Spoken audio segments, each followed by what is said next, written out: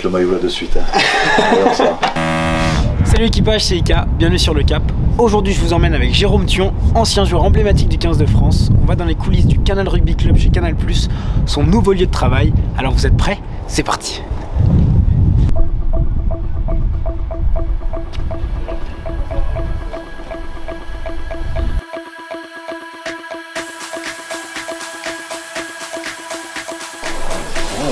Hein? Comment ça va? Ça va? Bonjour.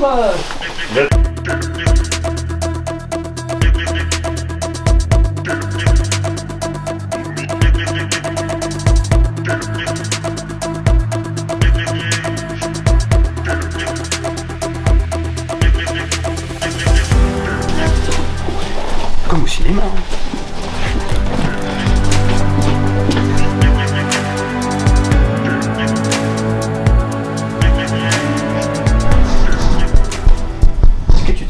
De cinéma quand tu te fais maquiller? Jamais de la vie. C'est un calvaire pour moi ça. C'est vrai? Vraiment. Ah, oui.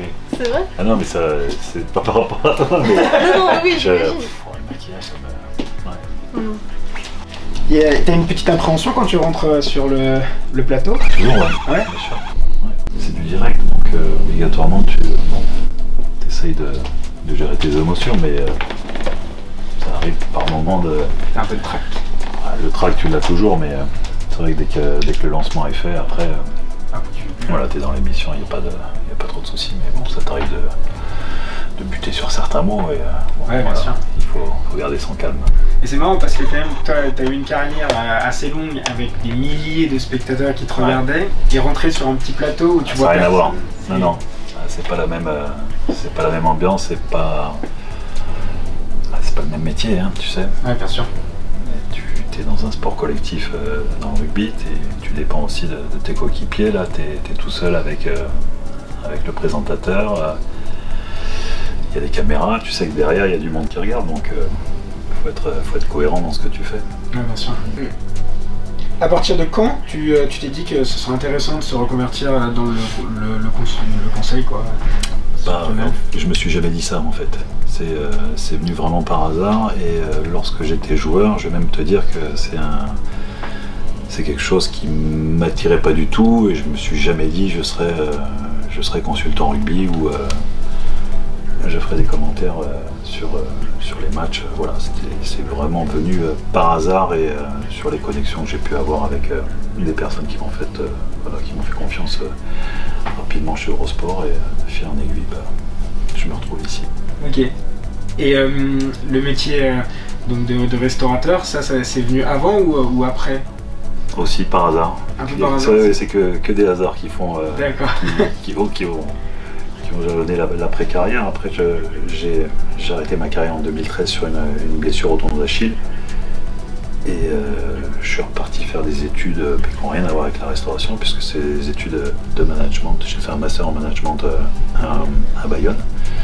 Et un ami à moi que je connaissais de longue date m'a proposé de s'associer avec moi pour monter un restaurant. D'accord, ami de longue date. Ouais, je me suis lancé là-dedans vraiment par hasard. Ok. Ouais. Et le métier en lui-même, c'est quelque chose que tu apprécies? C'est toujours pareil, après c'est un métier d'équipe que tu peux retranscrire avec ce qu'on a pu connaître en tant que joueur d'un collectif dans le rugby.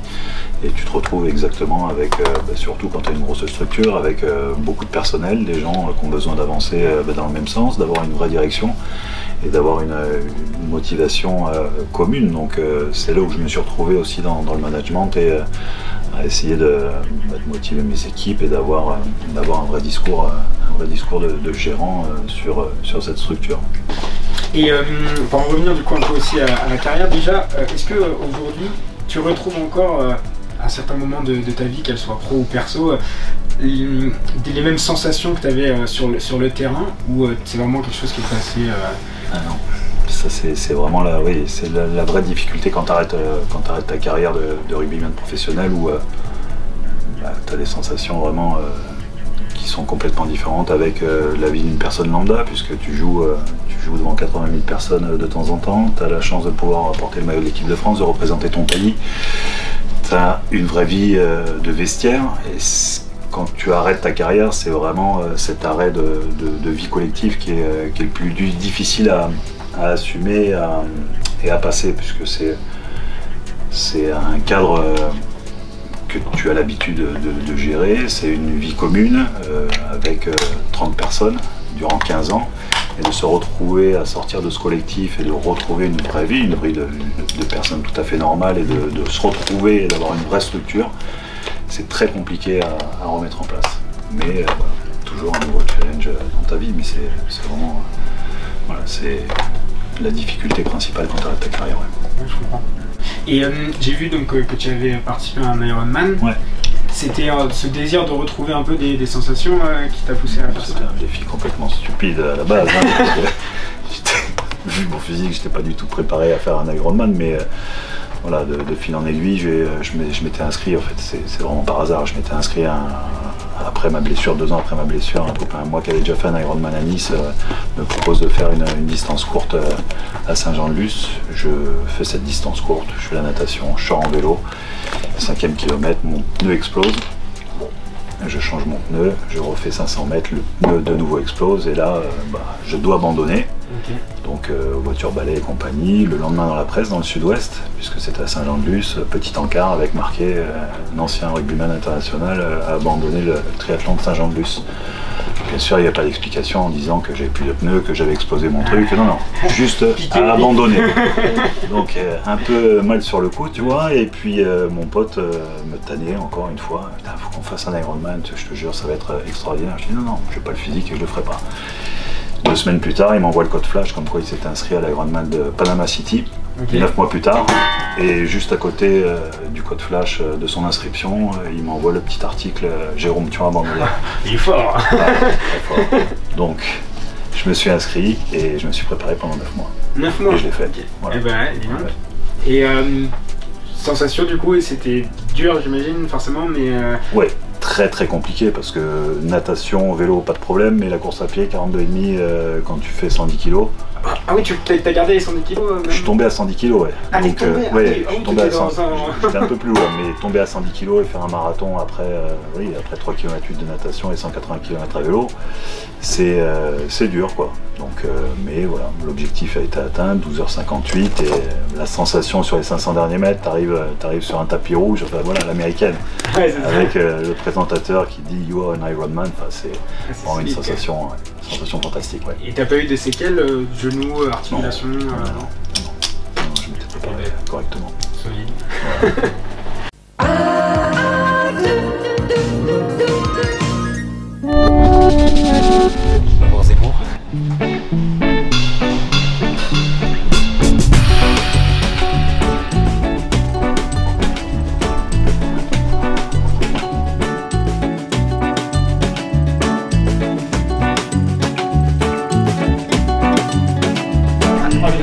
Sur le plateau, comme vous pouvez le constater, le matériel en présence est un petit peu plus sophistiqué que ce qu'on a. Mais si vous likez cette vidéo, que vous la commentez et que vous essayez de faire en sorte qu'elle buzz, peut-être qu'on aura un jour ces caméras. J'espère en tout cas. Pour revenir un peu donc, sur ta carrière, toi tes débuts tu les as fait dans le basket et la natation, ouais. Je dis pas de bêtises.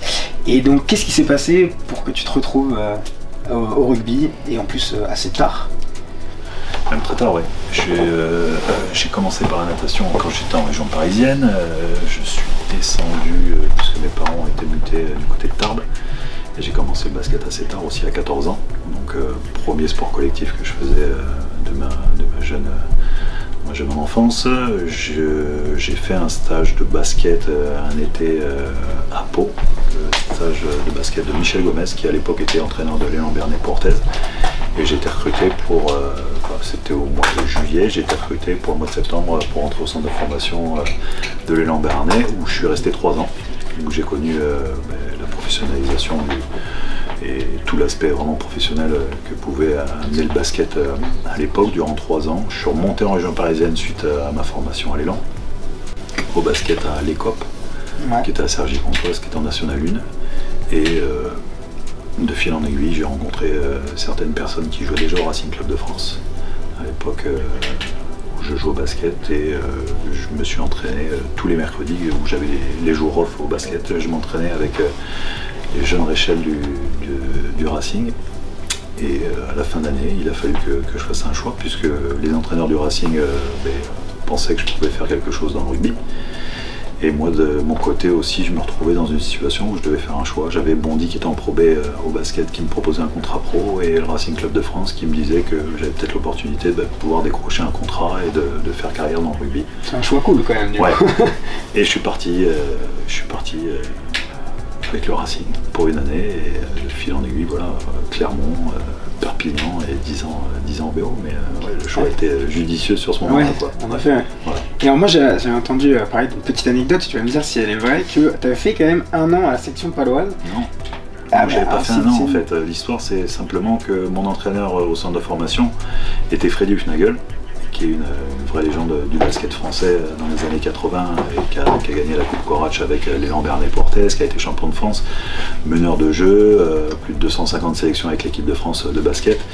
Et lui, fan de rugby, et je suis toujours en contact avec lui puisqu'il habite Bayonne, mais me dit écoute Jérôme, t'as un physique, le basket c'est bien, le plus haut niveau je pense que ce sera Pro B, si tu fais du rugby tu seras international et tu pourras jouer au plus haut niveau. Je dis non, en fait je veux faire du basket, c'est mon sport de prédilection, c'est vraiment le sport que je veux faire au plus haut niveau et j'ai vite compris que j'aurais été vite arrêté de par ma qualité technique ou ma taille et j'aurais pas pu atteindre l'équipe de France ou la Pro 1, donc assez frustré par rapport à ça. Et un jour il m'a dit écoute, j'ai téléphoné au président de la section paloise quand j'étais au centre de formation à Pau, il me dit voilà, tu vas faire un essai au rugby. Je ne voulais pas du tout faire d'essai au rugby, donc, et puis l'entraîneur de l'époque de la section paloise m'a fait faire des tours de terrain, m'a fait faire 2-3 coups de bouclier, et puis au final a dit à Freddy non, il fera rien au rugby. Donc je suis reparti au centre de formation. J'ai entendu quand même que tu avais mis un cul. Oui, je me souviens, c'était... Oui, c'est vrai. C'est vrai, il y avait 2-3 joueurs qui sont devenus entraîneurs maintenant et qui entraînent l'aviron bayonnais. Joël Ray, qui était à l'époque le talonneur et le capitaine de l'équipe de la section paloise, était venu sur moi avec le bouclier et puis j'avais un peu appuyé, il avait pris un petit cul, mais voilà. Mais au-delà de ça, voilà, l'entraîneur de l'époque avait dit non, Jérôme, vaut mieux rester au basket, tu feras rien au rugby. Eh ben, et tu l'as revu du coup Bien entendu, on voit toujours les personnes, tu sais.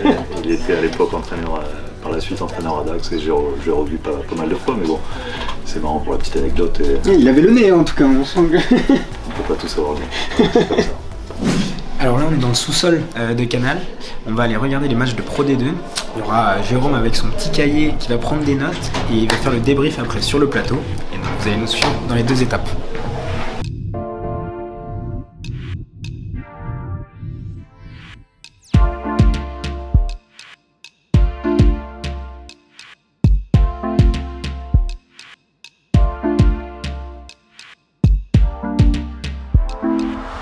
Sauvage.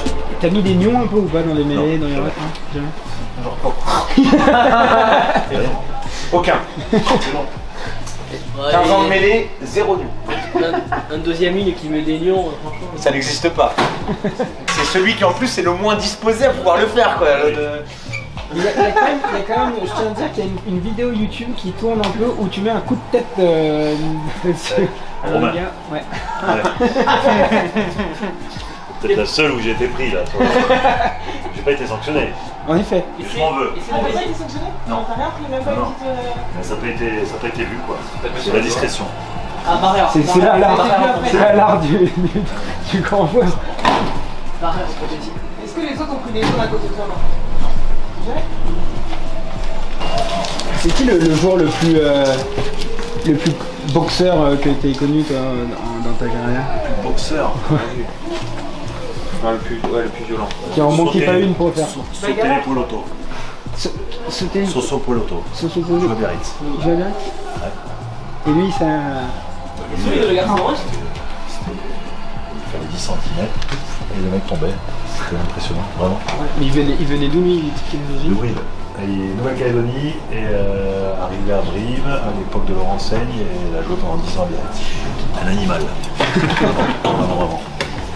Et après toute cette carrière, et donc 2 Coupes du Monde quand même, avec l'équipe de France, déjà première question, à laquelle tu as vécu le plus d'émotions? Le plus d'émotions, en fait, c'est ma première en 2003. Je suis sélectionné pour les matchs de tournée Argentine et Nouvelle-Zélande.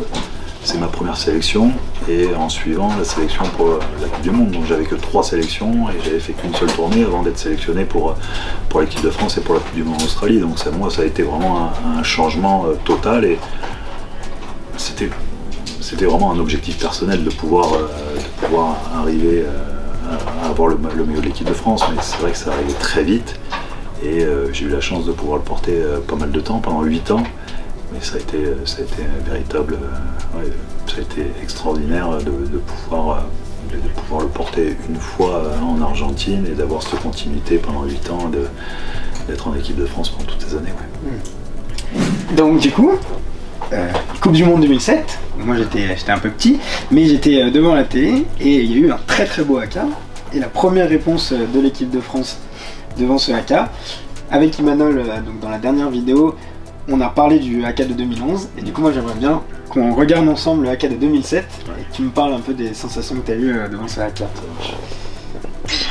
On va voir quelle sorte de haka vont exécuter les Blacks face à une équipe de France qui se rapproche, qui va quasiment au contact des joueurs néo-zélandais. Le premier défi de ce quart de finale.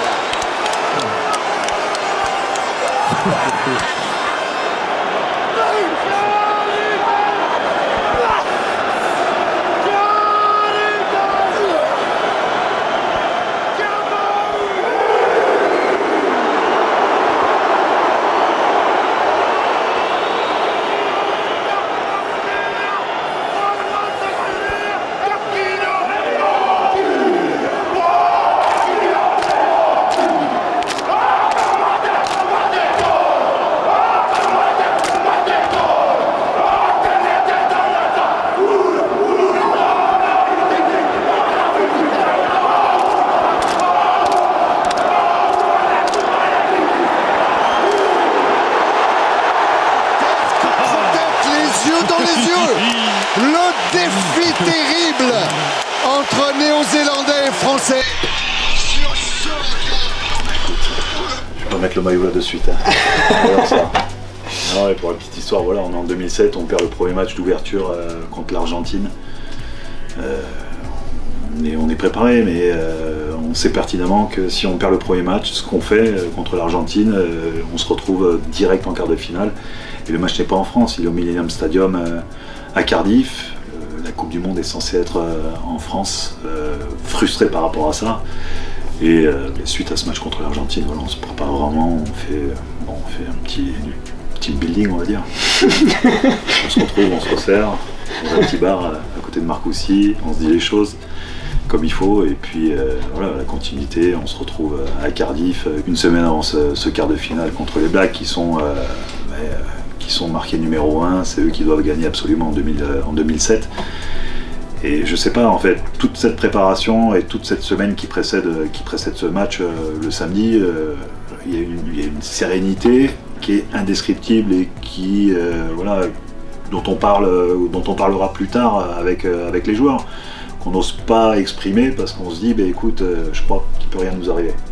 Et cette sensation, en fait, j'ai rarement retrouvé. Et durant toute cette semaine, ça a été très serein. Bernard Laporte n'a pas crié. On avait ce collectif qui fonctionnait très bien. Et à aucun moment on a douté. Et on s'est dit, putain, on va prendre une branlée. Et franchement, quand je revois ça, et ça s'est fait vraiment au dernier moment. C'était Rafa Ibanez et Fabien Pelouse qui avaient organisé tout ça en récupérant chez Nike des maillots bleu, blanc, rouge et faire l'alignement. Ils nous l'ont dit 5 minutes avant d'entrer sur le terrain. Le face-à-face, ouais. Et on s'est dit, bon bah là, il va falloir se déchirer parce que si tu fais ça, que tu es face au Black, à un moment donné, il va falloir avoir du répondant. Et je te dis, même si au début on ne gagne pas le match, mais on sait qu'on va jouer contre l'une des meilleures équipes du monde. Et au fond de nous-mêmes, on savait qu'on allait gagner. Voilà. Donc quand je revois ça, et puis surtout sur la première image, on voit Domi au bout de la ligne, donc ouais, ça nous fait de très bons souvenirs. Très bons souvenirs, ouais. Et t'étais placé où du coup dans la ligne? J'étais allé à l'opposé. À l'opposé? Ouais. En face de Rodney Soyalo, que je devais regarder dans les yeux, bien entendu, puisque c'est la consigne. Attention, c'est les Blacks, pour les respecter, on a le droit d'avancer, mais en contrepartie, il faut les regarder dans les yeux, il ne faut pas baisser le regard. On a fait un face à face. C'est la première fois en plus qu'il y a eu une réponse. Ouais, c'est la première fois qu'une équipe se mettait face aux Blacks et avançait et les défiait dans ce sens-là. Ouais. Eh ben moi j'avais 13 ans devant ma petite télé, j'étais comme un fou. Et la démarche d'aller dans un club, c'était après cette Coupe du Monde, quand même des centaines, voire des milliers de petits jeunes. Donc merci pour ces sensations. Donc là on a parlé quand même de bons souvenirs. Moi j'aimerais revenir un peu sur tes années de club aussi. Parce que donc tu es passé par 3 clubs différents, donc l'USAP, le Racing et l'Aix Olympique. Et oui, il y a Clermont. Et dans lequel tu as vécu le plus d'émotions, donc il y en a où tu es resté plus longtemps forcément, mais dans lequel tu as eu vraiment... j'ai fait 10 ans à Biarritz et j'ai gagné, c'est le club avec qui j'ai le plus gagné, puisqu'on a été 2 fois champion de France, on a décroché l'Amelin Cup contre Toulon, donc une Coupe d'Europe, mais j'ai de très bons souvenirs avec Biarritz, mais c'est vrai que j'ai passé 2 ans à Perpignan, c'est ces 2 ans qui m'ont permis de pouvoir accéder au très haut niveau à l'équipe de France et avec un entraîneur avec qui je dois tout, puisque c'était l'entraîneur principal de Perpignan qui était Olivier Saïssé et qui avait une manière bien à lui d'approcher les choses et de manager les joueurs, qui a été toujours très... Il avait cette pertinence et cette connaissance du rugby qui a fait que, malgré le fait qu'on puisse avoir une équipe assez moyenne sur le papier, il a réussi à créer un collectif, à avoir une vraie ligne directrice pour nous amener à une finale de Coupe d'Europe en 2003. Et je crois que c'est à travers lui que j'ai pu prendre conscience que je pouvais aller plus haut que le top 14 et la Coupe d'Europe, et que j'avais peut-être l'opportunité de pouvoir toucher l'équipe de France. Et c'est lui qui m'a véritablement lancé dans le haut niveau. Ouais.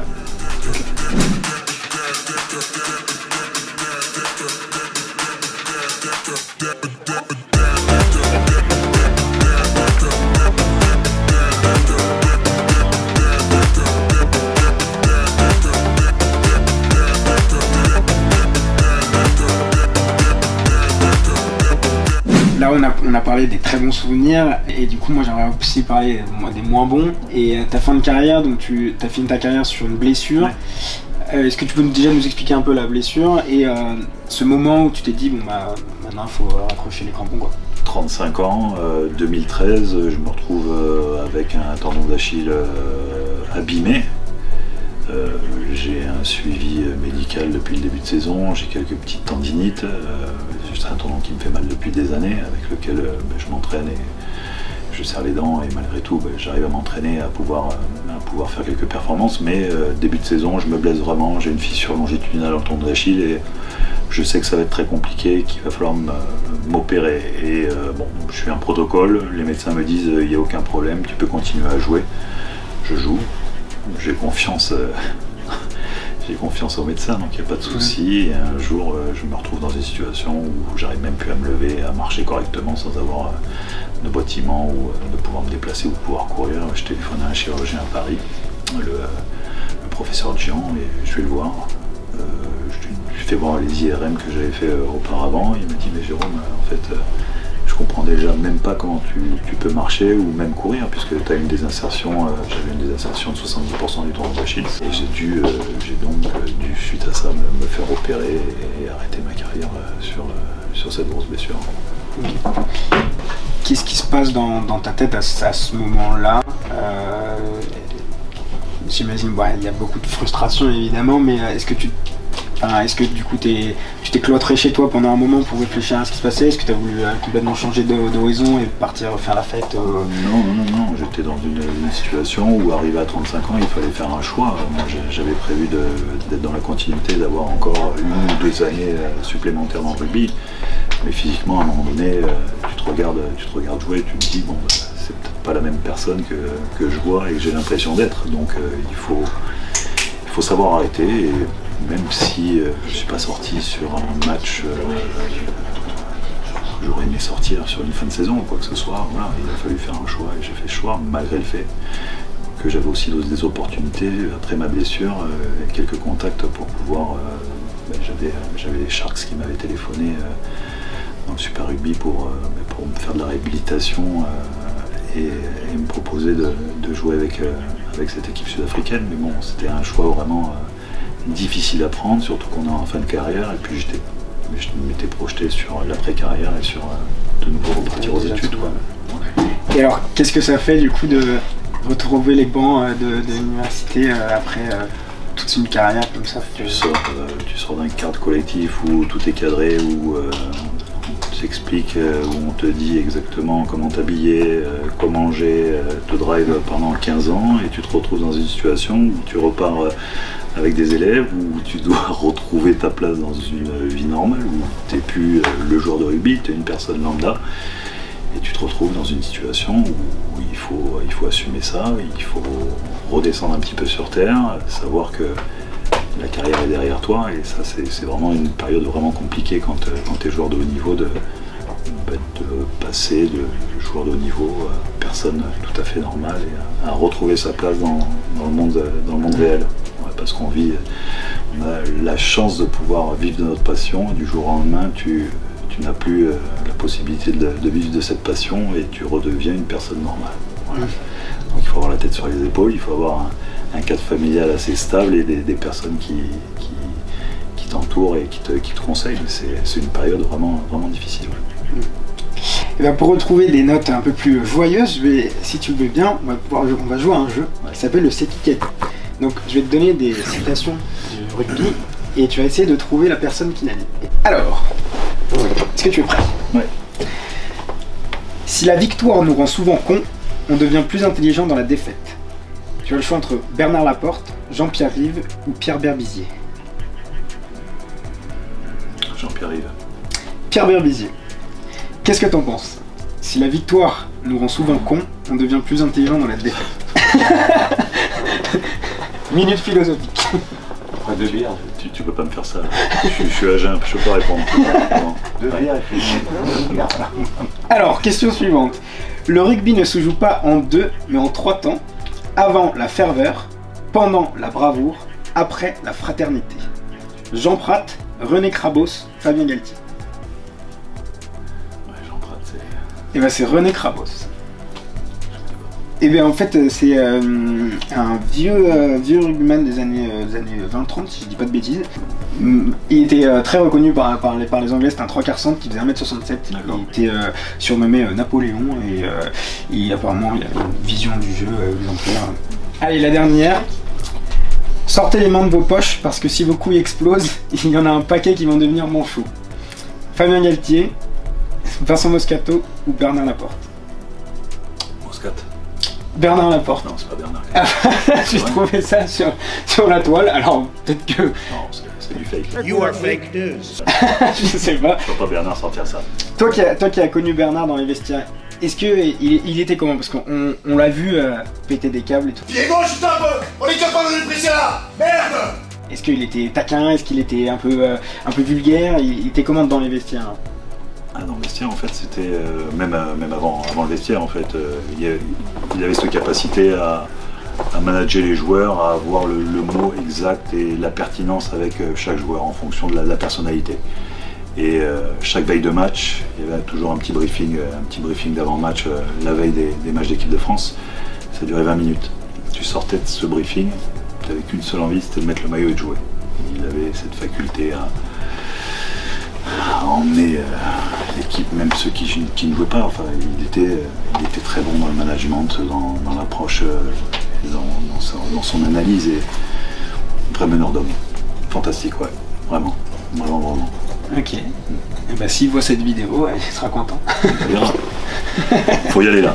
Ok, parfait. Occupé là, tu dois t'entendre. Vous faites arrêter. Quel numéro? Kiki? Ouais, là c'est bon. C'est bon? Jean-No? Tu vois le mec est sourd, le mec du son il est sourd sur la tête de moi. Sans déconner, ça fait 3 heures que je t'appelle. C'est quoi le numéro de l'oreillette, Sbi?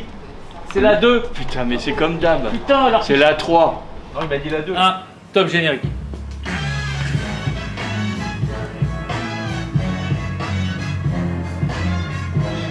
4, 3, 2. Bonsoir à tous, soyez les bienvenus, on est ravis de vous retrouver pour cette grande et belle soirée Pro D2 avec le retour de Jérôme Thion ce soir. Bonsoir Jérôme, tout va bien? Ça va bien posé. Voilà, bon bah Jérôme, c'est la fin de cet épisode. Ouais. Merci encore de nous avoir accueillis dans les coulisses du Light Rugby Club. Avec grand plaisir. C'était une super expérience. Où est-ce qu'on peut te suivre tes nouvelles aventures, ton restaurant? Mon restaurant à Anglet, à la Chambre d'Amour, s'appelle le Lieu des Pêcheurs. Et puis après, le Light Rugby Club tous les vendredis soirs sur Canal Sport. Ok, super. Et ben voilà, l'équipage, Jérôme Thion a fait une super carrière dans le rugby pro, dans le 15 de France. Aujourd'hui, il a un restaurant à Anglet et il est consultant chez Canal+. Et vous, cap ou pas cap?